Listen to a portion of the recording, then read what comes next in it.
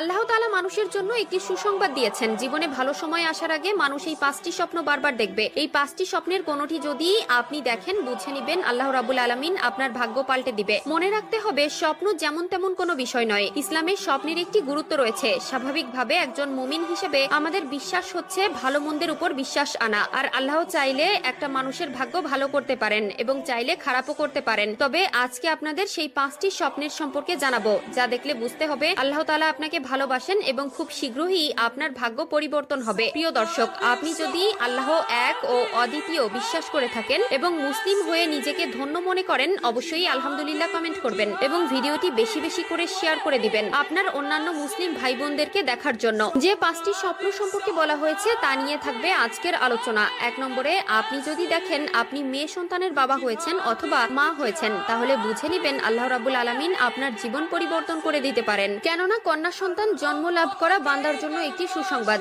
এমনকি আমাদের প্রিয় নবী হযরত মুহাম্মদ সাল্লাল্লাহু আলাইহি ওয়াসাল্লাম বলেছেন, ওই ঘর সৌভাগ্যবান যেই ঘরে প্রথম সন্তান হয় কন্যা সন্তান। কন্যা সন্তান আল্লাহর দেওয়া একটি নিয়ামত। 2 নম্বর স্বপ্ন হলো, আপনি যদি রাসূলুল্লাহ সাল্লাল্লাহু আলাইহি ওয়াসাল্লামকে স্বপ্ন দেখেন, তাহলে বুঝে নিবেন আপনার ভাগ্য খুব তাড়াতাড়ি পরিবর্তন হয়ে যেতে পারে। প্রিয় দর্শক, আমাদের রাসূলুল্লাহ সাল্লাল্লাহু আলাইহি ওয়াসাল্লাম বলেছেন, যে ব্যক্তি স্বপ্নে আমাকে দেখলো সে আসলেই আমাকে দেখলো, কারণ শয়তান কখনোই আমার রূপ ধারণ করতে পারে না। রাসূলুল্লাহ সাল্লাল্লাহু আলাইহি ওয়াসাল্লামকে স্বপ্ন দেখলে দুনিয়াতে আপনি সৌভাগ্যবান তেমনটি নয়, আখিরাতেও এর দারুণ ফজিলত রয়েছে। 3 নম্বর স্বপ্ন হলো, আপনি যদি নিজেকে হাসি খুশি দেখেন অথবা কোনো আলেমকে যদি হাসি খুশি অবস্থায় দেখেন, তাহলে আপনি বুঝে নিবেন আল্লাহ রাব্বুল আলামিন আপনাকে মেসেজ দিয়েছেন। আল্লাহ আপনার লাইফ পরিবর্তন করে দিতে পারেন। 4 নম্বর স্বপ্ন হলো, আপনি যদি নামাজরত অবস্থায় নিজেকে দেখেন, বুঝতে হবে আপনার জন্য পরবর্তীতে কোনো সৌভাগ্য অপেক্ষা করছে। যেমন ধরুন, আপনি যদি দেখেন আপনি ইমামতি করছেন অথবা আপনি যদি দেখেন আপনি মুসল্লিদের সাথে নামাজ আদায় করতেছেন, বুঝতে হবে খুব তাড়াতাড়ি আপনার ভাগ্য পরিবর্তন হতে পারে।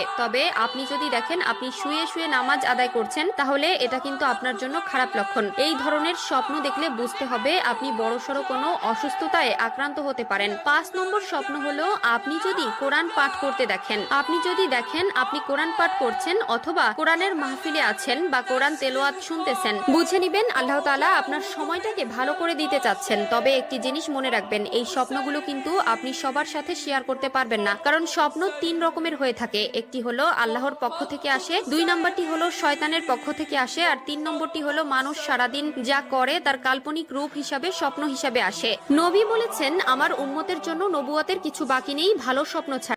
আমার জীবনে সবচেয়ে বড় সমস্যা হচ্ছে আমার দেখতে বড়লোক লাগে। টাকা নেই বললে কেউ বিশ্বাস করে না। তাদেরকে কি করে বোঝাই আমি আসলে ফকিন্নি প্রো ম্যাক্স।